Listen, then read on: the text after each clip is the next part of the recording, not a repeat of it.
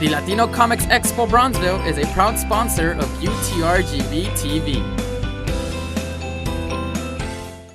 Hi, my name is Dan from Kappa Sigma, and you're watching UTRGV-TV. Hi, I'm Aries. And I'm Dion. And you're watching UTRGV-TV. Hi, I'm Victoria Diaz from Delta Zeta, and you're watching UTRGV-TV. Go Vaqueros! Thank you for joining me on this week's UTRGV-TV edition. I am Aisha Palma, and UTRGV-TV starts now.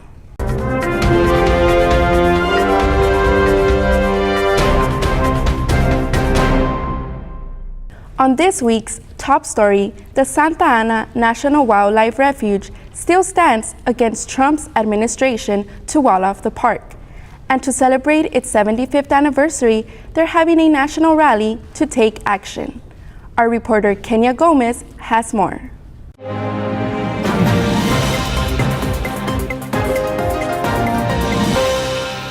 I'm standing here in the Santa Ana Wildlife Refuge, where today they celebrate their 75th anniversary as they stand against a proposed border wall. No ban, no wall! No ban, no wall! No ban, no wall! On Saturday, January 27th, community organizers and environmentalists gathered with a common goal. For all of those who are here today, and just to let everybody know, I'm going to do everything I can to continue to ensure that there is no border wall funding, although it's going to be quite a challenge. The march was in opposition of the proposed border wall, cutting through the 2,088-acre refuge. There are species of animals here that occur nowhere else in the United States of America, many of them, but the most interesting ones are like the ocelot. And so if this wall goes in, they'll block those animals from moving north from Mexico into the U.S. and possibly stop them from ever recovering here in the U.S. President Trump has recently proposed citizenship for 1.8 million Dreamers in exchange for $25 billion wall funding. I believe that we ought to pass the DREAM Act. The DREAM Act has no conditions that would require border wall funding, and I think that, I think we have border security concerns that we need to address. I personally disagree with any effort to fund the border wall. DACA recipients were also present to voice their opinion on illegal immigration and border security. Get back! Fight back! Get back! Fight back! Get back! Fight back! My name is Abraham Diaz. I'm undocumented, I'm unafraid, I'm unapologetic, and the real Renta Valley is home. Thank you. While DACA recipients have taken the issue to the community, others have taken it to court. The border wall lawsuit that we brought in San Diego, the hearing is set for February 9th. We are optimistic that our arguments will prevail, and we hope that what happens in San Diego when we win inform the administration that you can't just use decade-old laws that are no longer applicable in other states and other communities. This illustrates how national policy can affect RGV citizens, and many will be waiting for the President's State of the Union address today at 8 p.m. to learn more about border security. In Alamo, for UTRGV-TV, I am Kenya Gomez. In order to support UTRGV's green initiatives, our university will no longer be issuing paper payment checks. Our reporter Juliana Quiroz has the details. UTRGV employees have always had the option of receiving paper payment checks. But beginning March 1st, 2018, this payment method will cease to exist for all faculty, staff, and temporary employees. Carla Loya, the Associate Vice President for Financial Services, says that this would definitely benefit the university and allow for the consumption of less paper. We felt that that was something that we wanted to do moving forward as an institution, and so that's what we're implementing. And then also it kind of goes or coincides with the university's green initiatives to, of course, print less paper. According to the analysis of payroll disbursements for the fiscal year of 2017, 5,476 checks were printed, which meant that almost 6% of UTRGV employees received payroll checks. And for the fiscal year of 2018, so far, it has been recorded that 2,268 checks were printed for almost 7% of UTRGV employees. No longer printing paper payment checks will not only support UTRGV's green initiatives, but will also benefit employees as they sign up for direct deposit. I've had direct deposit now for the majority of my career here. It's real convenient, even switching bank accounts was still pretty easy. I like it because there's no hassle of having to wait to go pick up the check and then go deposit it. It does remove that errand. The payroll office has outlined 3 benefits as to why UTRGV employees should sign up for direct deposit. You can learn more about these benefits and the 10 easy steps of how to sign up or obtain a bank card by the mandatory deadline of February 22nd, 2018 through the Sign Up User Guide on the Financial Services and Comptroller page at utrgv.edu. Reporting for UTRGV-TV, I'm Juliana Quiroz. Our reporter, Samantha Aleman, met with the organizers of the Solidarity Walkout, bringing us an update and their plans for the spring semester. After a few months of the walkout in solidarity for DACA recipients and undocumented students, organizations like Lucha, URGE, and Young Democratic Socialists of America have not stopped the fight. The Solidarity Walkout brought a lot of attention of media outlets and people like SGA. Still, the time is even more pressuring as it was, and till right now, we still are left up in the air as to what Dean of Students, what SGA, their direction is going to be. Because since we've met with them, we're still trying to make an idea of what kind of actions they're planning to take. There is still hope for some dreamers, as DACA recipients have the opportunity to renew their permit. So what DACA students and people in solidarity of DACA can do to get the word out about this renewal, like an extension of the renewal, is to make sure that the family, friends, or anybody close to them that might have that has DACA and that needs a renewal and is afraid of what can happen later on, to help them through that process of renewing as soon as they can. Anyone can become involved in this movement, as they can urge the representatives to pass a clean DREAM Act. Just to anyone who happens to be documented or be a U.S. citizen, call your senators, get out and be active and stand up for all of those individuals who don't have the same privilege as you, and be fearless and for them. These organizations will not stop the fight until they see a positive change in immigration and for minority. For UTRGV-TV in Edinburgh, I'm Samantha Aleman. The Leadership Edinburgh Class 29 raised funds to add inclusive playground equipment at Edinburgh parks for children with disabilities. I had the privilege of attending this event and bring you the details.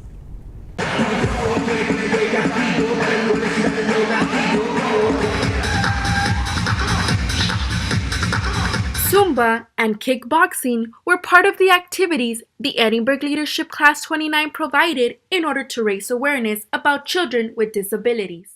Of the 69.6 million families in the United States, more than 20 million have at least one family member with a disability. Being part of the Capable Kids Foundation and Sparks Cheerleaders has given Viva Selena the opportunity of meeting famous people and interacting with others. Her mother believes these events benefit Viva because it benefits in a way that there's a lot of resources other than just graduating and not having a college to go to. They have this to look forward to. There's different events like dances and Zumba and marathons that she participates in, so that benefits her health and her life tremendously. The Rio Grande Valley Down Syndrome Association and other organizations were sponsors for this Zumbathon, and people who attended the event were encouraged to dress up as any superhero and wear capes to support this great cause. We're just trying to bring awareness to our foundation, Capable Kids, and our Sparks Cheerleaders, just allowing our kids to be a part of social events, any events. They're very willing and able to come out and perform for you guys and just make everybody aware. The Edinburgh Leadership Class 29 is a program which gives its members the opportunity to practice their leadership skills and complete a project that helps give back to the community. We're putting together our Zumbathon here at the park to help raise funds for exclusive equipment for our playground for children of all capabilities, and we put it together, and we just want to thank all of our sponsors and all the support that we got putting this event together. Edinburgh Leadership believes every child is a different kind of flower, and all together make this world a beautiful garden. In Edinburgh, for UTRGV-TV, Aisha Palma. The second annual Doggie Dash gave our four-legged friends the opportunity to compete in a 1-mile race and other activities. Our reporter Jacqueline Arias has more on the event.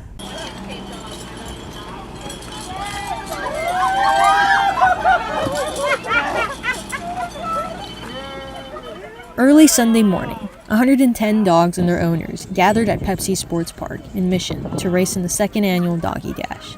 Nothing, including a little rain, would stop our furry friends from competing. The event's organizing company, Endurance Blitz, hosted the second annual Doggie Dash, where proceeds will go to cause and officials. The idea of the Doggie Dash first began with Iris Garza and Hector Gandara, owner of Endurance Blitz. The company originally formed to host race events to fundraise for shoes and other supplies for athletes in the schools they coach at. I'm a big dog lover, and I decided the very first event we should do would be the Doggie Dash 1 mile. So this is our second annual. Last year we had about 70 dogs. This year we had 110. It's growing. The 1 mile race had first, second, and third place winners in 3 divisions of small, medium, and large breed dogs. Everyone received a medal, but winners received a basket of dog snacks and toys.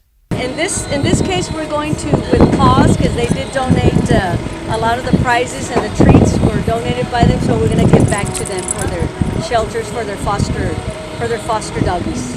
Diego Salas, a senior at Sherryland Pioneer High School, took his 2-year-old dog Mango to the race and won first place for the large breed division. What brought you out here today? My mom. She found this race on Facebook and she wanted me to run it with the Mango with the dog. And did you prepare anyway? No, I didn't even stretch. As the Doggie Dash continues to grow, they hope next January the turnout will be just as successful. For UTRGV-TV, I am Jacqueline Arias.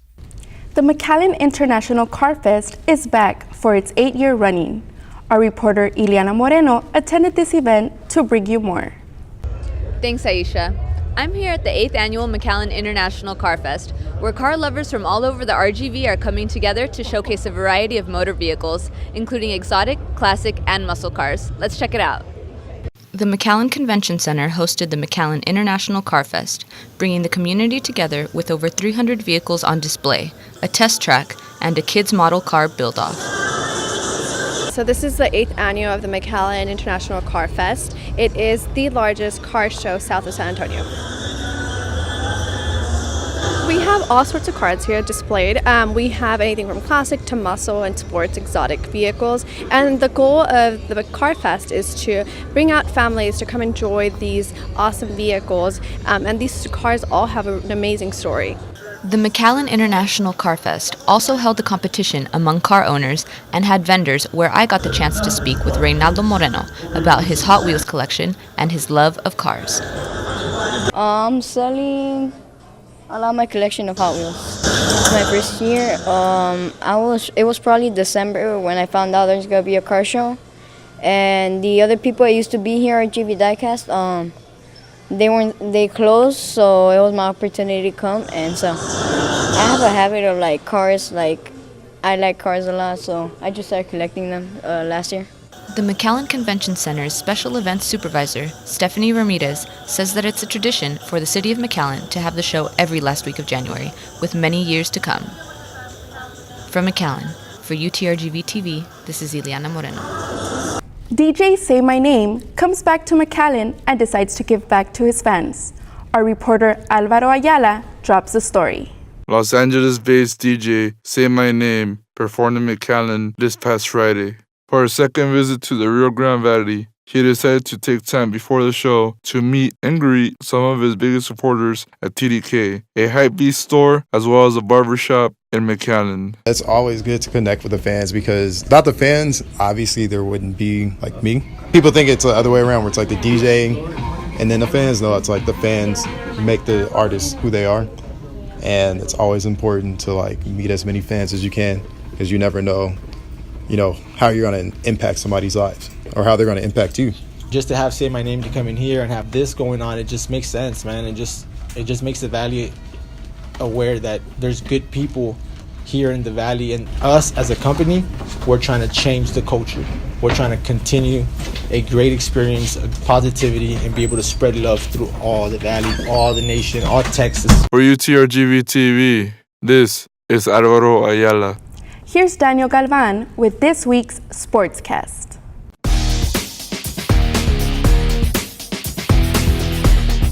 Mascot designs coming soon. It's going to be really great when we have a new mascot in the year 2049. But here's a free tip for the people deciding what the mascot's going to be. Don't make it a person. That never ages well. And completely unrelated news, the Cleveland professional baseball team has announced that they will no longer use the Chief Wahoo logo. Anyways, it was a sublime week for those that follow UTRGV sports as closely as a devoted follower of Santeria. Both the basketball teams look solid with wins over Chicago State. The women's team dominated at home 81-44. To put in perspective how convincing the outing was, let's take a look at a tasty tweet from the vested one, Brian Smith. They handed the Cougars the largest sports road loss of the season while also scoring the most of any WAC opponent against CSU. Beautiful. Plenty of players got involved for UTRGV with 13 different athletes scoring, and he had Megan Johnson, Jamaica Dow, Nichelle Hyman, and Quinn Huggins putting up double digits. And as the women took the W here in Edinburgh, the men traveled to Chicago, and they won also 87-81. The team shot well over 50% from the field, and it was Illinois native Nick Dixon who was the star for UTRGV. Dixon put up 30 points. He grabbed 8 rebounds to help lead the way with the victory. And with the Australia Open win on Sunday, by the way, Roger Federer has now won 20 Grand Slams. And while they weren't in Australia, the two UTRGV tennis squads had their share of success. The women's team swept both Prairie View A&M and Texas A&M Kingsville, and the men's team beat Prairie View A&M 5-1. Shout out to College Station. Now, by the time I come back next week, Super Bowl 52 will have already taken place. The New England Patriots are taking on the Philadelphia Eagles, the only more American than the Patriots against the Eagles. Going head-to-head would be like a graph that shows education declining and Big Mac consumption increasing. Now, you've got 5-time Super Bowl champion, 13-time Pro Bowler, and for the 40th year in a row, most beautiful man alive today, Tom Brady, going up against Napoleon Dynamite. I'll take the Upstart Patriots to win the Super Bowl. That's it for me. Reported for UTRGV-TV, I am Daniel Galvan. That's all we have for you today. But remember, if you know someone within the UTRGV family that's making a small or big impact in the community or on campus, or if you have a story you would like for us to know about, you can contact us through our social media or email us at utrgvtv@gmail.com. We have community and UTRGV news for you every week. Until next time.